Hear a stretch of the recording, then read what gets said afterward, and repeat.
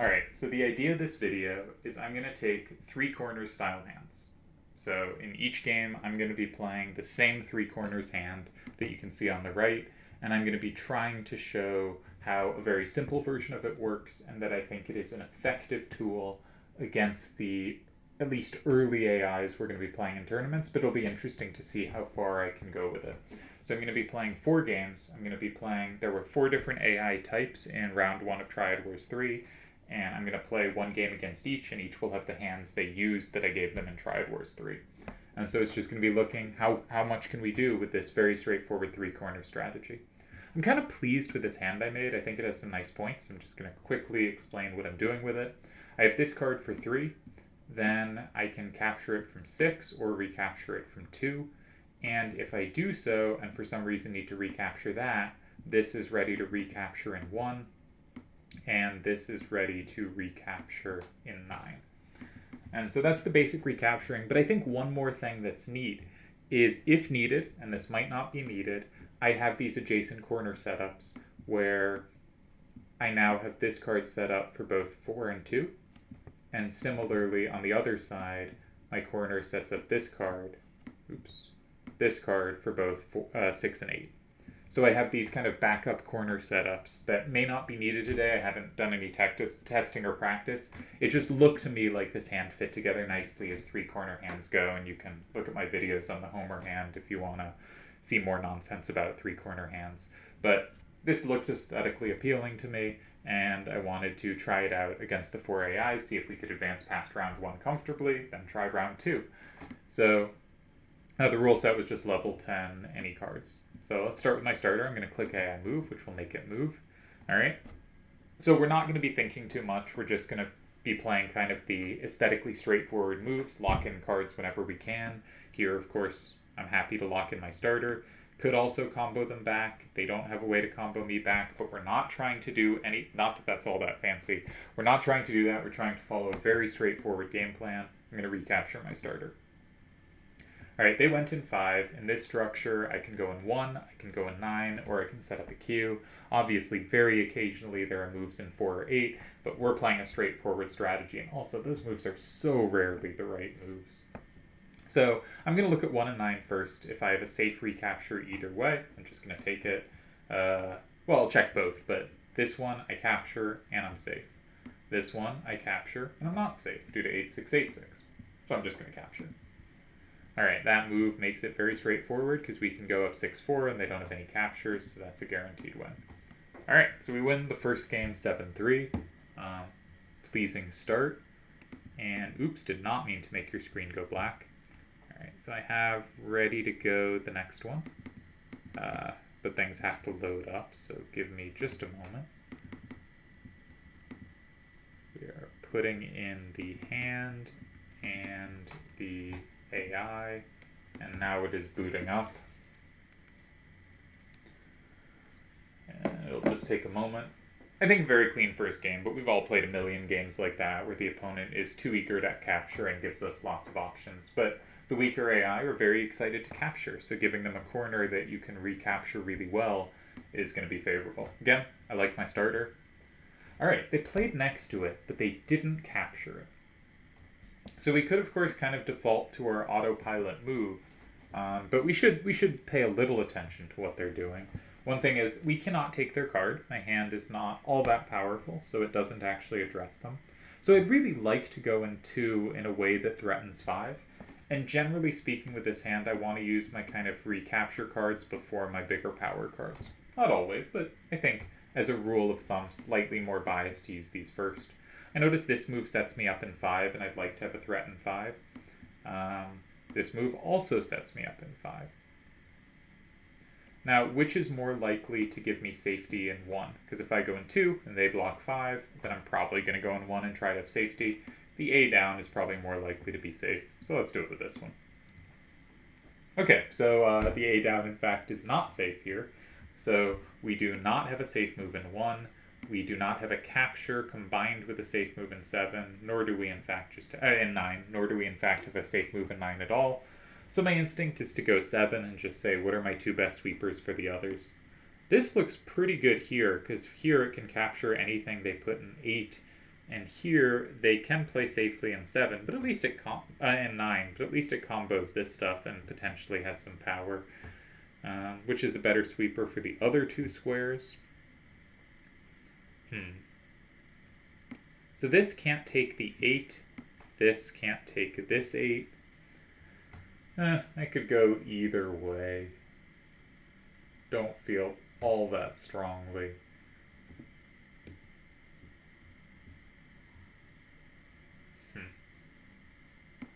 This might give me a little more combo potential down the road.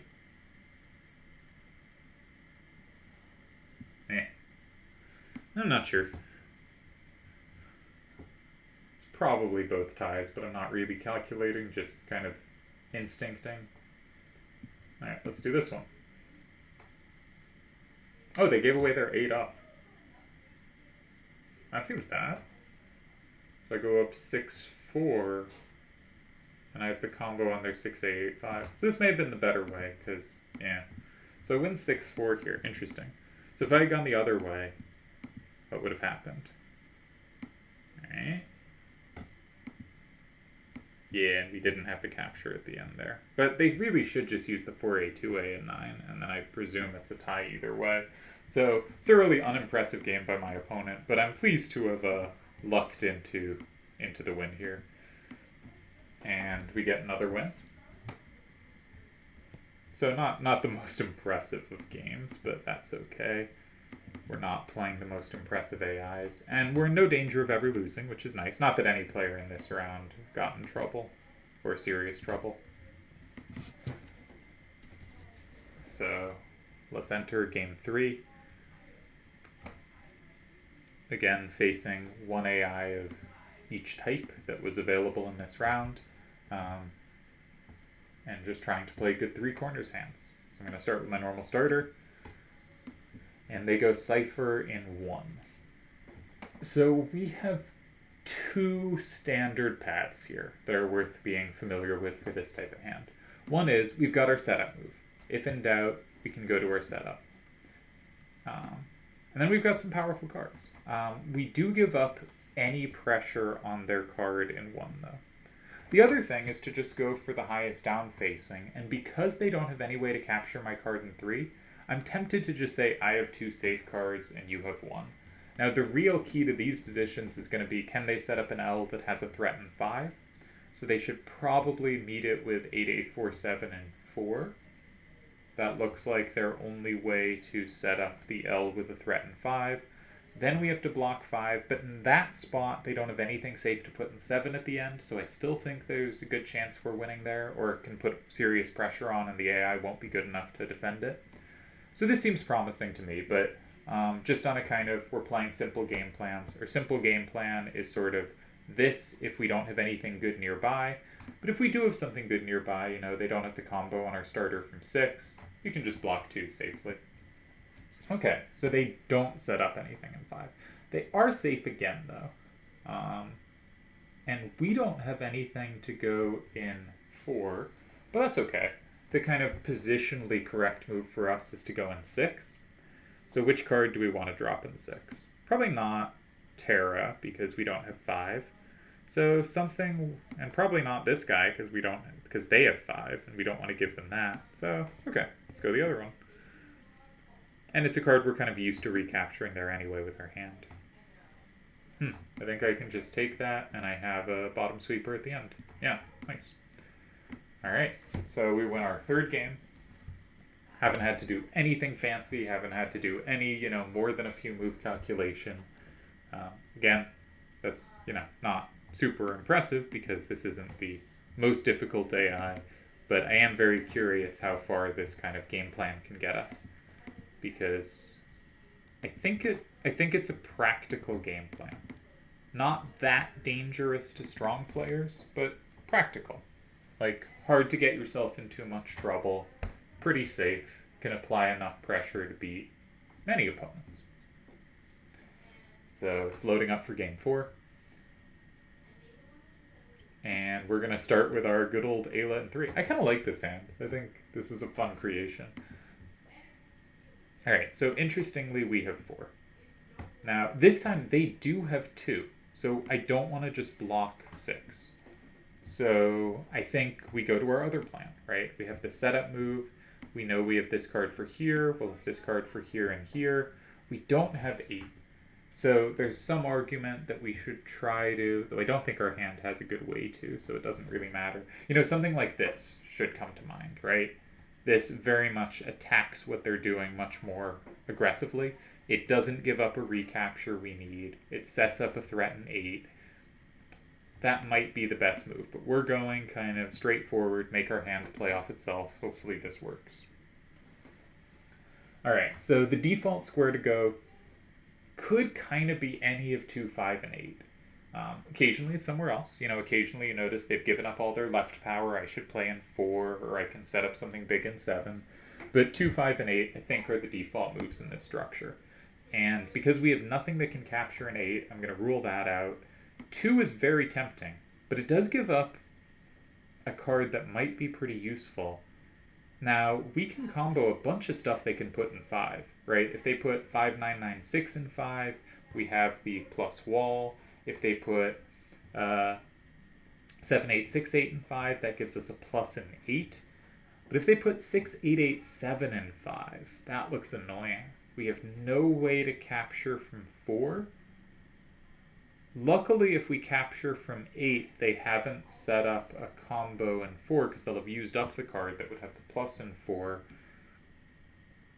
But if we play 8, 5, 6A, they just plus wall that. And if we play 9, 8, 8, 4 there, then 5, 9, 9, 6 and 4 is going to beat us. So I think that's actually losing. So I guess we want to revert to going in 5. So I'd really like to make a threat in 8 if we're going to do that. So this move jumps out. Does it surrender any combos? Yes, but also sort of no, right? Because it only gives up 6, 8, 7, 8, and 2, but they kind of don't want to do that because we combo back really hard. And if they block 8, we have time to go in 2. So this looks promising. This was a bit more calculation than normal, but they didn't give us the kind of obvious moves I wanted. All right. So we have 8. Ooh, they have no ups. That's great. So this should win. Wonderful. Okay. So the hand went 4-0. I think it was a good 3 corners hand. I'm pretty happy with it. I hope I can make as clean a 3 corners hand for the next rule set. And I think shows, you know, no one had trouble this round. I'm not saying any of the players should jump to this strategy, but I'm curious how far we can go with this and how much more complicated we have to think to advance each round, because I went with pretty straightforward strategies. I'm curious what would have happened if I had gone here.